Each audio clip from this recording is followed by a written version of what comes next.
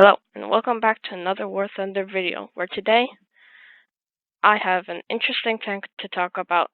It is the SAV 2012-48, which is a Swedish Rank 2 premium tank destroyer with a battle rating of 3.3. And we are playing on the Battle of Jurchen Forest in realistic battles, and it's a domination game mode with the 3 cap points. So, this tank is often referred to as overpowered, which is what it is. People still don't know how to deal with it, but that's not much of an excuse because it is very powerful, especially in the hands of a very good player. So, right now you could see the speed. It has a 20 horsepower to ton ratio, and it has a max speed of 48 kilometers forward, and a very good backward speed at 20 kilometers. So, this vehicle only weighs 20 tons, so you can see I get pushed back a bit by these fences, and I am not able to get to the A-cap. I probably should have gone through the road.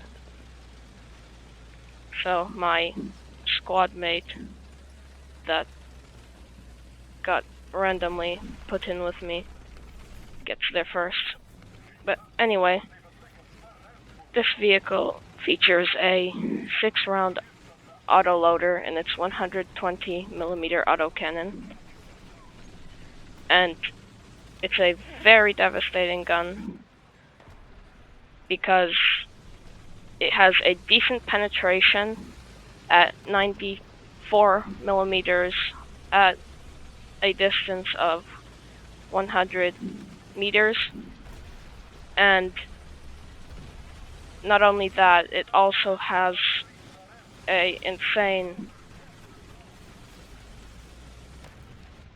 explosive amount of 890 grams inside its ABC/BC rounds. So it's very devastating. You could easily one-shot enemies.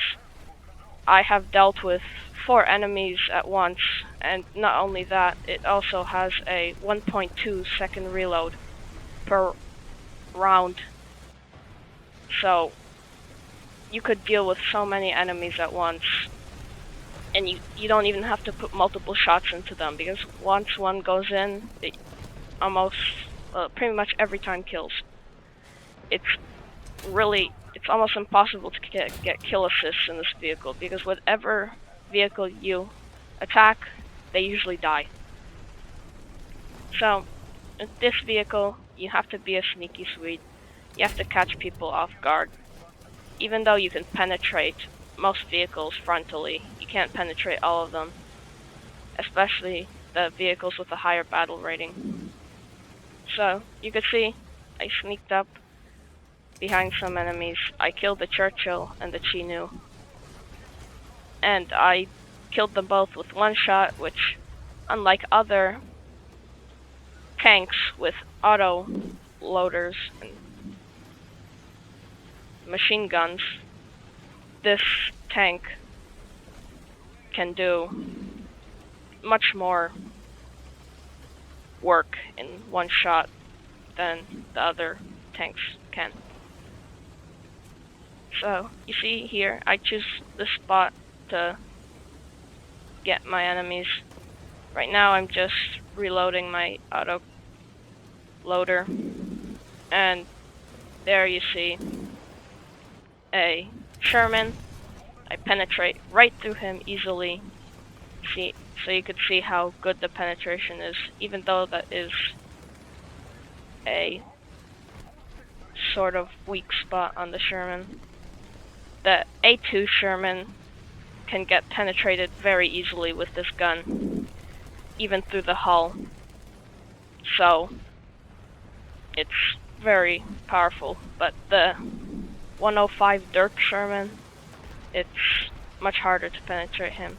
So here you see, I bait the A2 Sherman, and then I put another shot into his track that goes through and kills the rest of his crew.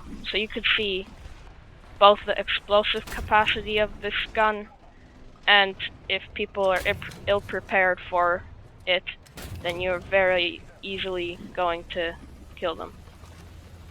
So, here you see me put some shots into a Chaffee. So,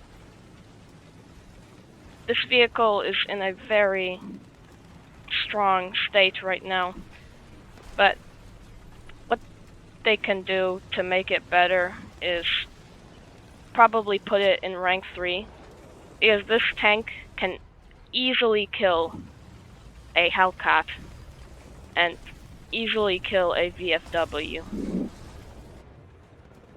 Unless the VFW gets it first, or the Hellcat. And notice that the gunner's actually on the left of the gun, so that also fools people. I've had many people shoot my commander instead of my gunner, since people expect the gunner to be on the left of the tank, even though it is actually on the right. So they should probably put it to rank 3, maybe increase its penetration a little bit, or probably it'd be just better to keep it the same, because it already has a lot of explosive capacity. And increase its battle rating, definitely. So here you see, I get rid of a little locust, probably trying to spot for his team. Our team is camping at the C cap, trying to push back enemies. And right here, you see me shoot into the little space between the hull and the tracks. That place is actually penetrable. And I get rid of the M4.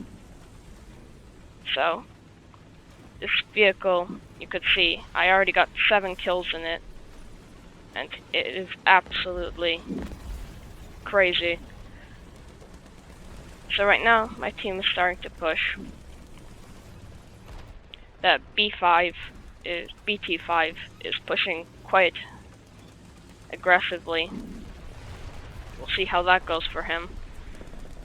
And I'm already in 2nd place on my team. But the one reason that, well, this tank does not get any, if not, well, it doesn't get many, if not any, kill assists, because whatever, like I said, whatever you attack, you usually kill. Here you see me dealing with another M4. The hull has good spaced armor on the M4, so I wasn't able to penetrate, unless you penetrate through the machine gun port. But I hit him in the turret ring, and that finishes him off.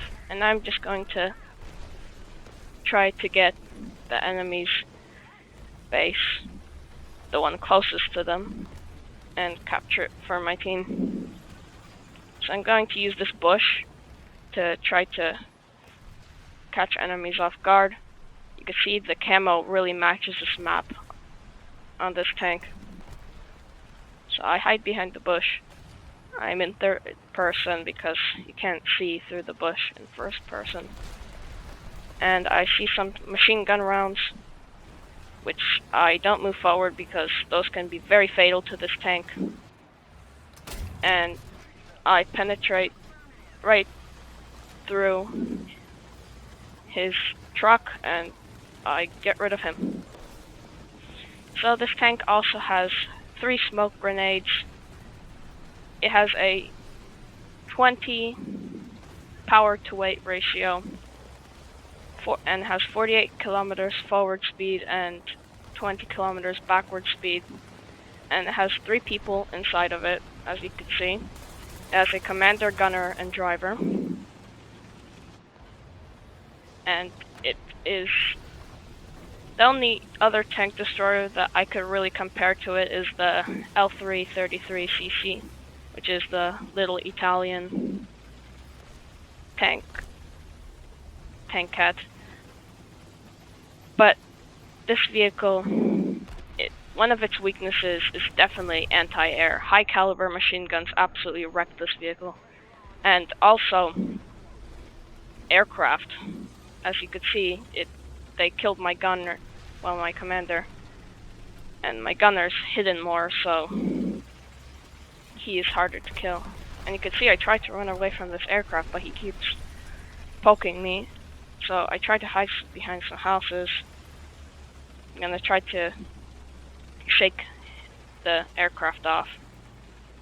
And you can see I even tried to shoot one of them if he comes closer.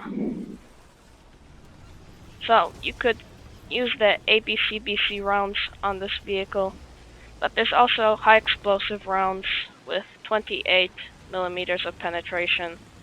But you already have so much explosive mass on this gun that those things are worthless. And